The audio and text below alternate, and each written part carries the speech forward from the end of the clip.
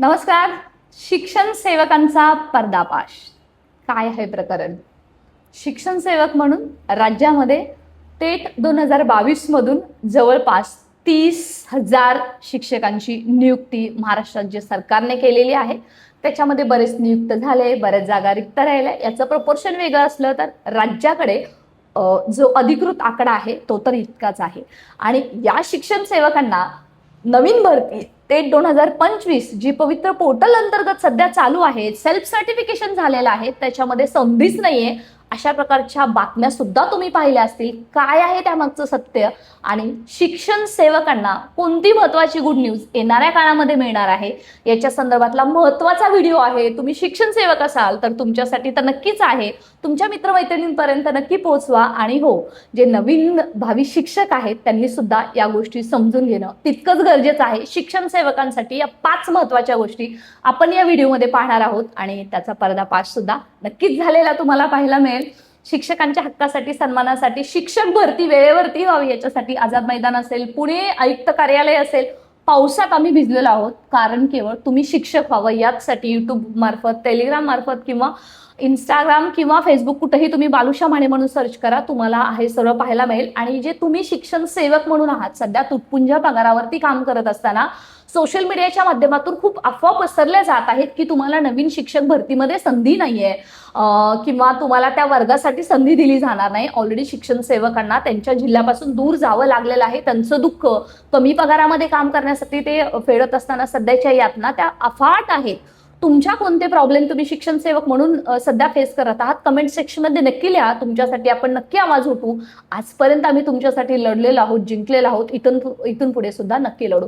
महत्वाच्या 5 गोष्टी कोणत्या आहेत त्याच्यावरती आपण बोलणार आहोतच. त्याच्या अगोदर या व्हिडिओच्या डिस्क्रिप्शन बॉक्समध्ये लिंक आहे आपल्या टेलिग्रामची, व्हॉट्सअप चॅनलची. फटाफट जॉईन करा, सबस्क्राईब करून नोटिफिकेशन ऑन करा. कारण शिक्षकांच्या हक्कासाठी, सन्मानासाठी मी ॲडव्होकेट प्राध्यापक बालुशा माने नेहमीच तत्पर असते. हे तुम्ही पाहिलेलं आहे आणि पाहतच राहील.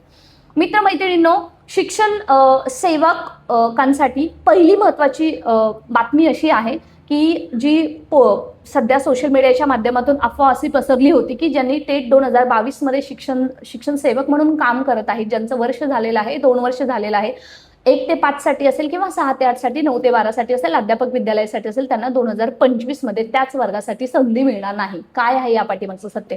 अतिशय चुकीची बातमी आहे. शालेय शिक्षण विभागाकडे आपण याच्या संदर्भातला फॉलोअप घेतलेला आहे.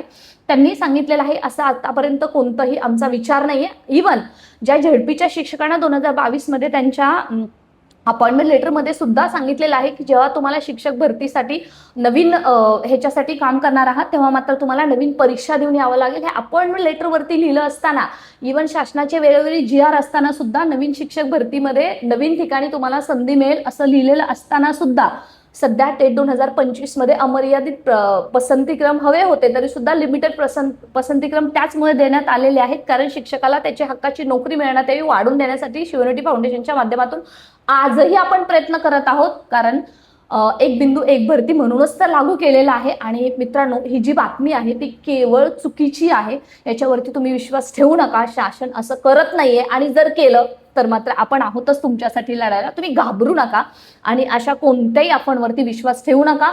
शक्यतो शासन असं करणार नाहीच 99.99% आणि जर 1% जरी केलं तर आम्ही तुमच्यासाठी लढू.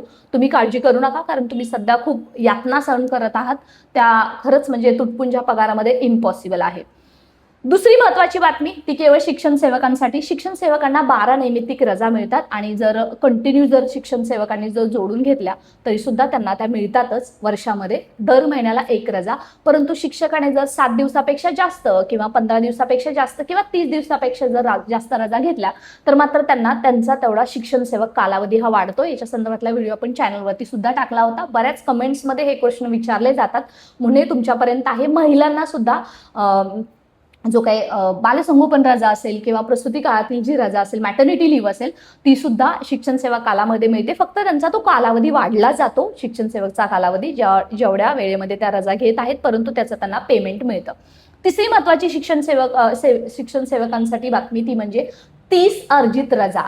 30 अर्जित रजा म्हणजे इयरली लिव्ह शिक्षकांना दर वर्षाला मिळत असतात आणि अशा शिक्षकांच्या अर्जित रजा शिक्षण सेवक जे पूर्ण करणार आहेत त्यावेळेस त्यांना त्या मिळणार आहेत. त्यांचं शिक्षण सेवा कंप्लीट झाल्यावरती त्यांनी आपलं जे आपण ज्याच्यावरती पूर्णतः नोंदी असतात ते सेवा पुस्तक आपण त्याला बोलूया ते घेऊन त्यांनी जायचं असतं आणि त्यांच्याकडे मागणी करायची असते की याच्यामधल्या त्याच्या संदर्भातला GR सुद्धा आपल्याकडे आहे. कोणाला हवा असेल तर balusha.sb@gmail.com इथं तुम्ही मेल करा, तुम्हाला नक्कीच तो GR सुद्धा पाहायला मिळेल.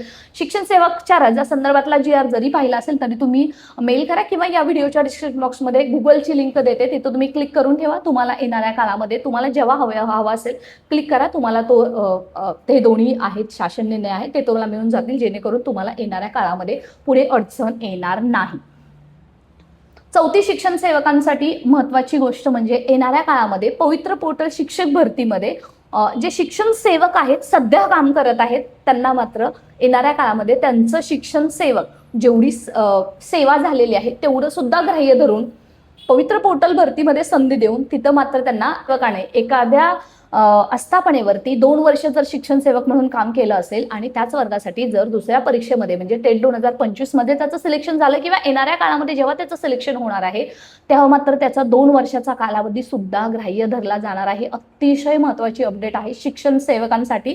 त्यामुळे निगेटिव्हिटीकडे विषय न देता लक्ष न देता तुम्ही चांगल्या गोष्टीवरती विश्वास ठेवा, कारण शिक्षण सेवक म्हणून खूप लांबच्या ठिकाणी तुम्ही आपलं घरदार सोडून गेलेले आहात. त्यामुळे शासनाने हा महत्त्वाचा निर्णय घेतलेला आहे. त्याच्यावरचं पत्रक अजून निघालेलं नाहीये, परंतु लवकरच निघून जाईल. परंतु कोणत्याही अफवांवरती विश्वास न ठेवता तुमच्यासाठी चांगलं काय करता येईल याच्यासाठी नेहमी शासन प्रयत्नशील आहोत, आपण प्रयत्नशील आहोत आणि नक्कीच तुम्हाला मात्र न्याय मिळेल. 5वी आणि महत्त्वाची म्हणा किंवा न महत्त्वाची म्हणा ते तुमच्यावरती आहे, ती म्हणजे शिक्षण सेवकांसाठी सध्या तुम्ही पाहताय की कोर्टामध्ये केस चालू आहे. शिक्षण सेवकांचं मानधन वाढण्यात यावं, कालावधी रद्द होण्यात यावा याच्यासाठी खूप लढले.